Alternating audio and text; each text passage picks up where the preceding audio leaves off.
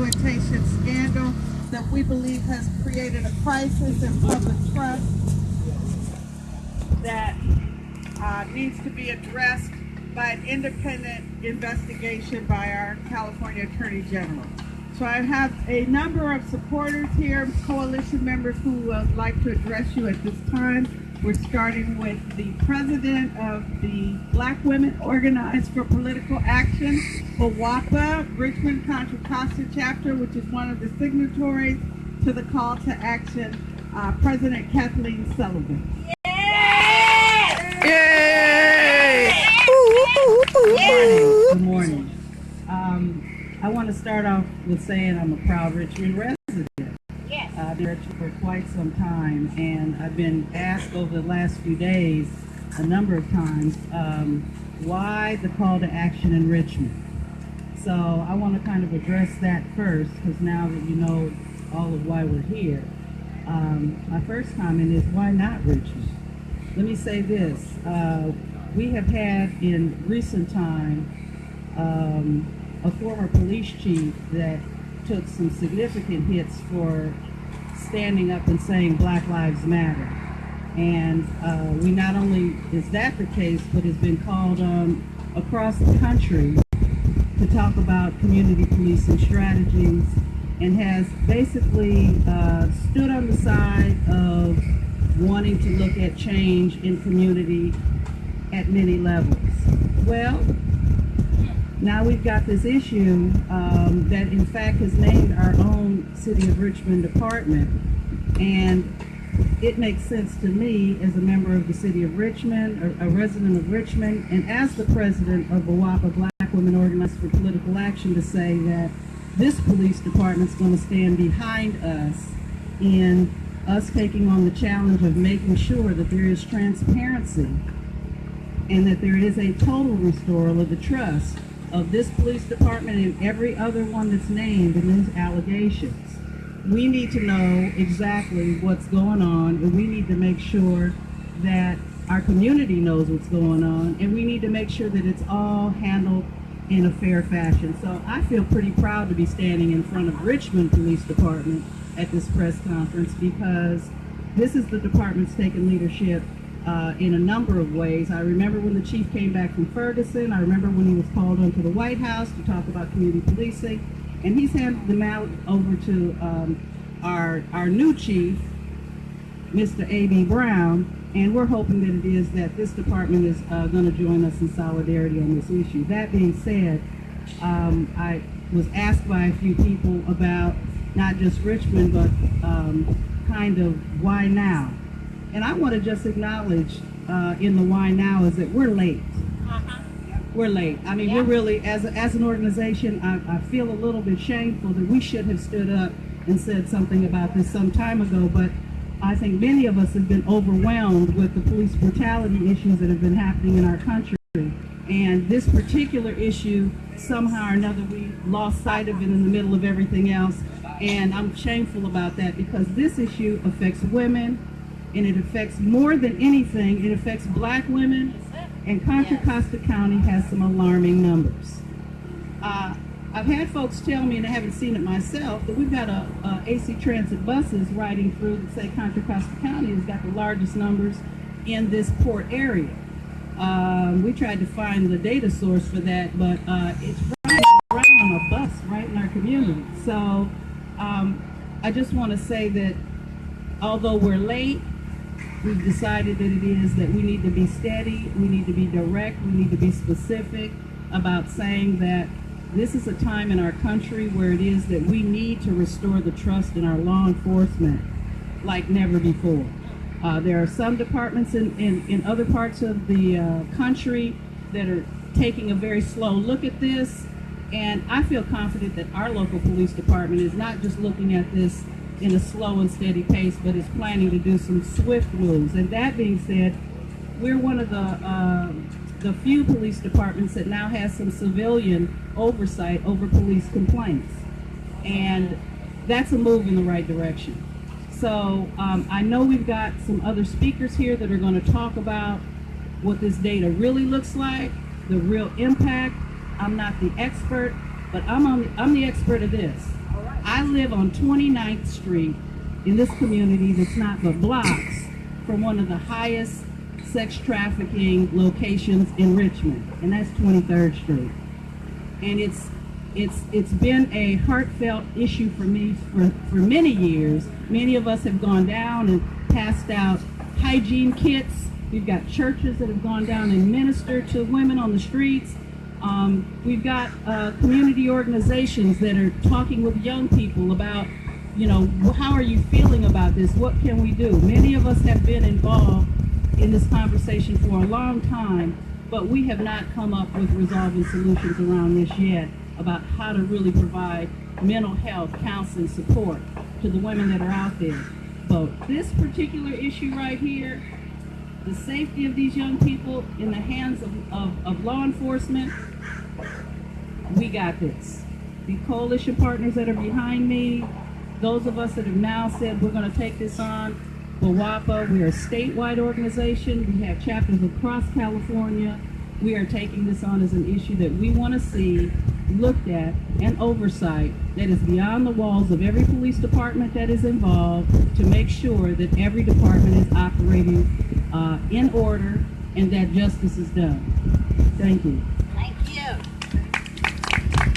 We now have Geraldine Sexton of California Now, National Organization for Women.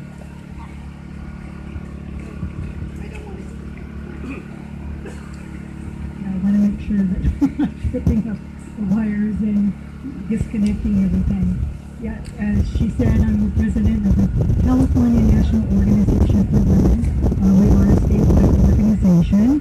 And personally, I've worked also, just got finished serving as the Southwest Regional Director for the National Board. And also, before I became president of California Now, I worked with the Jewish Labor Committee as their project director to end human trafficking in American labor. So I've been working on this issue on anti-human trafficking, let me be clear about that, for over 10 years. And so with WANES, which was the Los Angeles Network to End Slavery, and also we're still working, we're working coalition with CAST, which is the Coalition Against Slavery and Trafficking. We're on monthly calls with them because basically we're not a service organization. We do work in advocacy and work with the legislative issues and policies that can help the impact and to change the situation of human trafficking. It is a horrendous situation. It's probably one of the worst situations in terms of ending violence against women.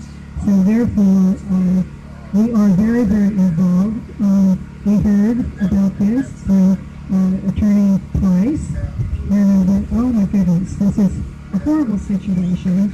And being that it's involved over like 6 counties up here in the Bay Area, I really think that we have more of a problem statewide. I'm sure that there's pockets in different areas statewide that have the same thing going on, but like here, nothing's been done and you're not hearing about it.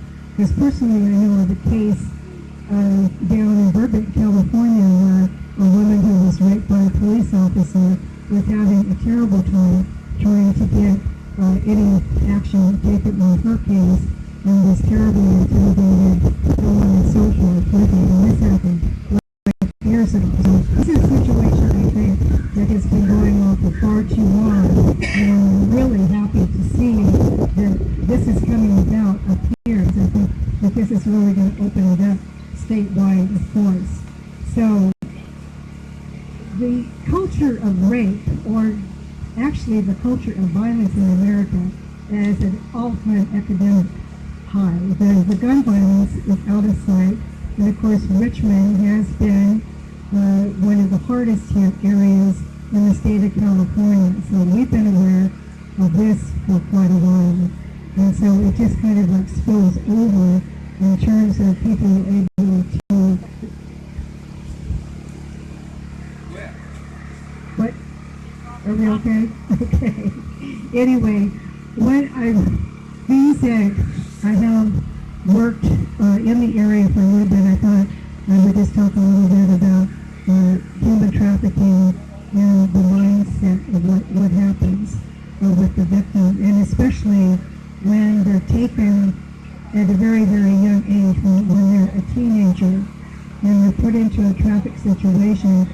lot of them don't even recognize the term human trafficking.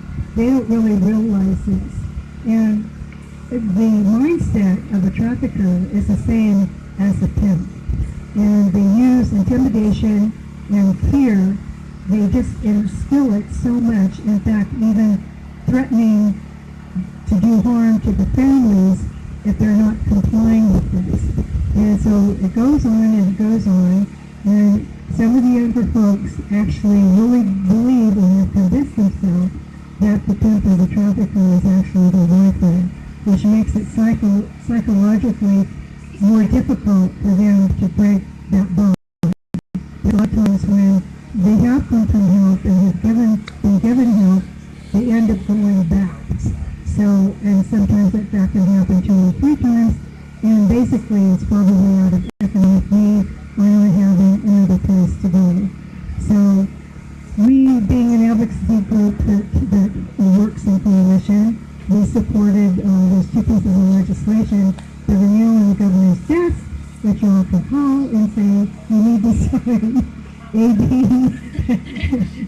1671.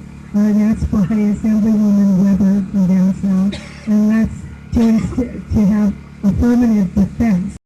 So that means that a victim will be able to have a defense in court. The other piece, AB 1762, by Assemblywoman Campus, is to vacate convictions, because a lot of the victims are forced to do crimes which they would not do when they're in the traffic situation. So they end up getting caught, getting convictions, and then when they get out, then have all the troubles of, as you know, anybody that's been incarcerated has a problem getting housing, getting employment, getting, any kind of social help whatsoever. So it's the same thing for the victim, except now they're getting a double whammy with this, because they were forced to do a crime that they didn't want to commit. So being able to have the conviction vacated, they can free them so they're not selling and having those kinds of problems. So personally, I think that this kind of crime, I guess that's the proper term, crime of human trafficking, it's going to do incest, and don't misunderstand me, I know the difference, I know what incest is and isn't, but the fact that a person of authority that is supposed to be protecting you has totally betrayed that trust. So that even makes it harder for the victim to be able to recover, because it's psychologically, it's emotionally, sometimes physically, sometimes the wounds will heal if they're physically or emotionally or whatever, but the scars will heal for a lifetime. You have to deal with the fact that it permeates everything. Your self-confidence, your self-esteem, it probably impedes any kind of recovery or trying to make progress in your life, like going back to school, learning a new vocation, all of that. It affects that. So whatever we can do to prevent this, I think we're a giant step ahead. But in the meantime, the situation here is horrendous. When you've got the fox in charge of the hen house, so to speak. This is unacceptable. So California now signed on to the call to action because the governor needs to direct our Attorney General, Kamala Harris, to do this investigation, and whatever they find, to do the proper prosecution, and we need to actually get the word out about this, because we want other law enforcement agencies throughout the state to know that there is going to be repercussions. There's not going to be this call to silence, and they are going to be prosecuted, and so they are going to have to pay attention to whatever they decide their behavior wants to be. So with that, Okay. All right. Thank you for asking us to be part of this, and we're looking forward to seeing the results. Thank you very much. Thank you very much. All right, we will now have comments by Sarai Smith Mazaregos, the founder, one of the co-founders of Missy and the founder of the Shade Project. Thank you. Hi, my name is Sarai Smith Mazaregos. I'm one of the co-founders of Missy and CEO founder of Shade. Shade stands for Survivors Healing, Advising, and Dedicated to Empowerment. I am a survivor leader here in the Bay Area, a survivor of child sexual exploitation. This issue of sexual misconduct with law enforcement is an ongoing issue. This is not a unique situation. This is not a scandal, because this is something that has been going on for a long time, as far back as 2000, when I first started hearing reports that law enforcement were raping women that are victims of sex trafficking. This is something that we should be extremely concerned about, and we should actually do something. No one gets a pass on accountability. We're able to hold and will hold law enforcement accountable for their sexual abuse towards women and children. This is something that we have to stand up and make a stand about and say we are against. So I definitely feel this call to action is vital and is truly needed, because we're sitting here saying that the same systems that sexually abuse women are supposed to self-regulate. Does that actually make sense? No, it does not. And so we are calling on the Attorney General to actually step in and investigate this, so this investigation is done fairly and unbiased. I would also like to remind everyone that Celeste Guap, who is the victim here, is a victim, period. There's no way around that, okay? These sexual criminal acts by law enforcement started when she was a child and went on into her adulthood. This is a huge issue. This is exploitation on its face. This is human trafficking, and we need to call it like it is and stop referring to her as a sex worker, because that's not what she is. She is a victim of human trafficking, and we have to get the language correct so that the community, so society can understand that she is a victim and not a willing participant. She's also learning that she is a victim. So again, victimization takes a lot for people to understand, especially the person that's been victimized. I would also like to sit here and say that a lot of our justice systems claim to be victim-centered, okay? Victim-centered means that there has to be a shift in culture, and that is not what is happening here. We can't simply put protocols and procedures on paper we cannot put procedures and intentions on paper and assume that law enforcement is going to start to follow. It actually takes the leadership to exemplify those protocols, right? It takes them to actually hold everyone accountable, to provide transparency, and actually step up and say, this is what needs to happen. Excuse me, I kind of lost my thought for a minute. We also need to make sure that the justice system, when we're talking about being victim-centered, that they also make a way for victims to self-report in a safe way, regardless if that is referring and they're making a complaint towards the very people that is sworn to protect us. So again, if we're saying we are victim-centered, there needs to be a culture shift within law enforcement. And also just want to real quickly just add, sexual misconduct of women and children it's not just law enforcement. It's also other agencies, other sectors that misabuse their power and authority over people that they are supposed to serve and protect, provide services to. So we can sit here and talk about law enforcement because they're the main ones, right? but there's also other agencies and providers that also violate these women and children when it comes to providing services to them. Thank you. Thank you. Thank you very much. Thank you. We will now have comments from Kat Brooks, the co-founder of the Oakland Anti-Terror Project.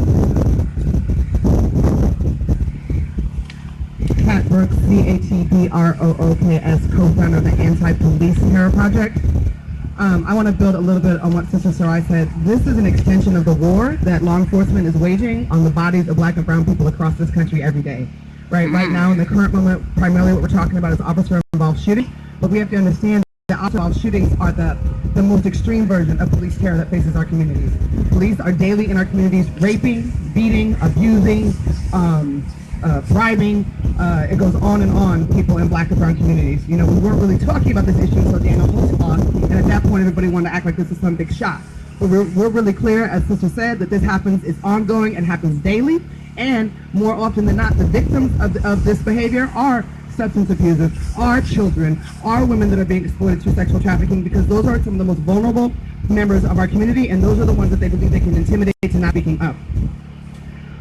In terms of this particular issue, APTP, Anti-Police Terror Project, we are first responders, and we were first responders to this issue as well. We immediately called for the community to come together, a broad coalition of nonprofits, of grassroots organizations, of left organizations, to come together and make a series of demands. We were mortified that this could happen, and that particularly the mayor of the city that we were founded in, Oakland, could act like this was some big shot, that this culture of violence existed inside of the Oakland Police Department, which has been under federal receivership for almost 14 years. So one of the demands that we immediately made was that the district attorneys in San Francisco, in Contra, Costa, and in Oakland publicly committed to investigating and prosecuting these police officers. As a follow-up to that demand, we sent delegations to all 3 district attorneys' offices and dropped off a letter making this demand, listing the statutes that these officers had violated in their engagements with Celeste Guap. We followed that up with another visit with a letter, the same letter, asking them to sign it publicly in front of media 2 weeks later.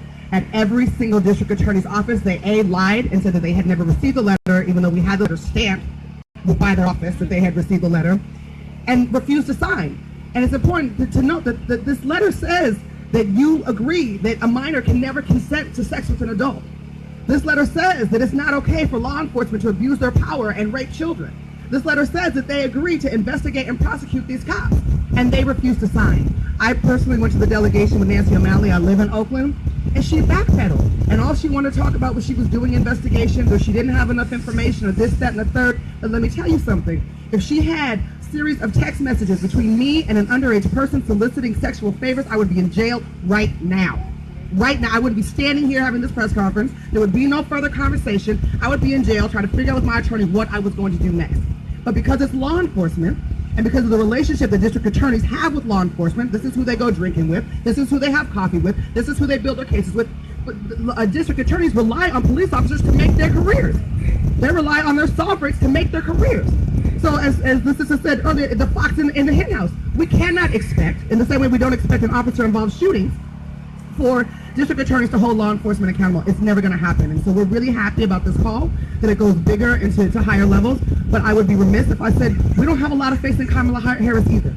The community has asked her to repeatedly intervene in instances of officer misconduct, most notably the murder of Alan Bluford. Alan Bluford was murdered by Miguel Masso, then Oakland police officer Miguel Masso, shot in the back and lied about, right? They said that he shot him. Turns out Masso shot himself in the foot. At the protest at Kamala's office asking her to intervene in that, she not only never engaged community, but she had those activists and organizers thrown in jail. So my hope that this call is, especially that it's a statewide coalition, that we can build a big enough coalition and we can do enough organizing and sustain enough pressure that we force her to do it.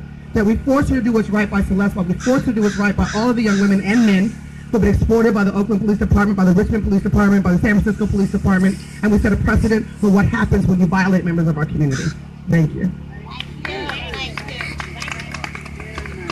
Thank you.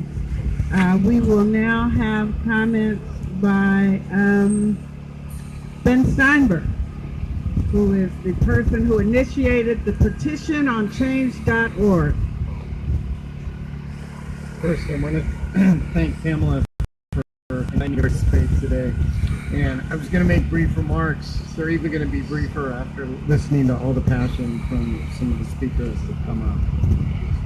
Richmond does not have a good history with transparency and accountability. You can look at the Richmond Housing Authority, you can look at the Leslie Knight affair, which all happened very recently, and the city had to be dragged kicking and screaming to recognize accountability and transparency and to acknowledge what had actually happened. This is no different. In fact, it's more disturbing because it involves law enforcement. About 3 months ago, when I read the stories, just as everyone here had, I recognized that it wasn't going to be sufficient to have an investigation of the Richmond Police Department from inside the city by either the RPD or by the city of Richmond. I felt like it was important to send a call to a state institution that had the expertise and the ability to come in and offer an independent investigation. So I drafted this petition calling on Kamala Harris to come in and lead the investigation, which is actually quite complex because it involves at least 7 different law enforcement agencies, and it involves at least 4 different counties. I uploaded the petition and honestly kind of forgot about it. And 2 months later, I got a call from an AP reporter, and I decided that before I called that AP reporter back, I should look at the petition again. And I was shocked to open it and find that it had over 15,000 signatures. How many? 15,000 signatures. People from Richmond, people from the Bay Area, people all throughout California. We had a lot of signatures from people around the United States. We even had some people from around the world, although it was just a handful. The message to me was people are watching. This can no longer be quieted and hidden and possibly covered up. This is something that needs to be dealt with fairly, transparently, and openly.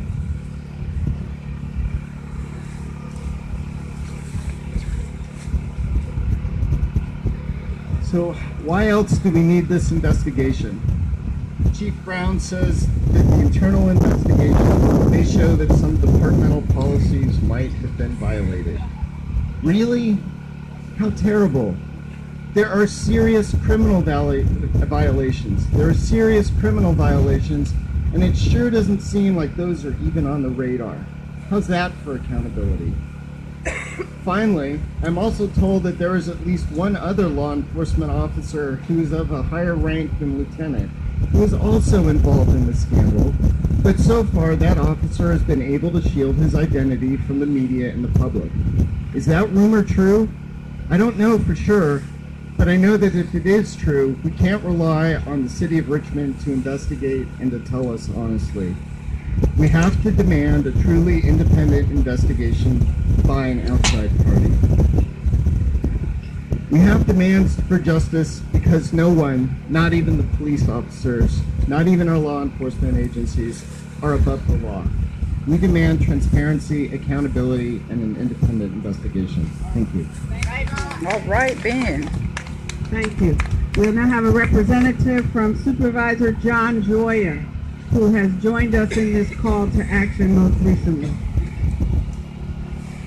Good morning, West County. My name is Sonia Bustamante. I'm Chief of Staff to Supervisor John Joya. He apologized for not being here today. Thank you so much for everybody who's made comments. We want to just honor those concerns. I'm going to make this pretty short and simple. Supervisor Joya believes that it is the best thing for our community and all the jurisdictions involved to have Kamala Harris lead this investigation.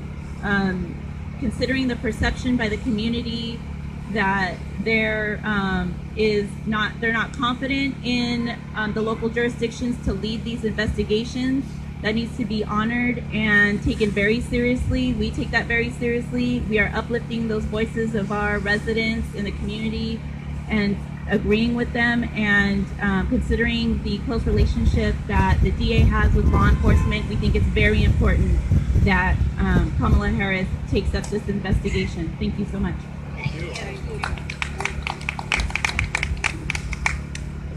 So I just want to conclude. Did I get everyone? Have I gotten? Just want to conclude. My name is Pamela Price.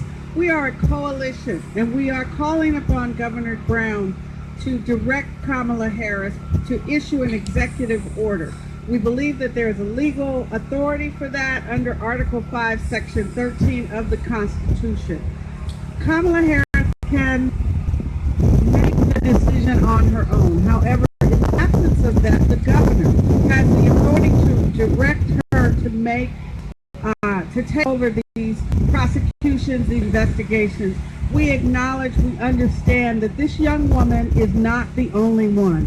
And if we are silent in the face of all the evidence that we now know, thanks to the media, not to our district attorneys, not to our public officials, because there has been insufficient transparency on this issue. But thank God for the media that has given us information based on just the information that we all have read about. We know that we need to have an independent, impartial investigation by on a statewide basis by a statewide official. This is why we elect our public officials. They are our public servants.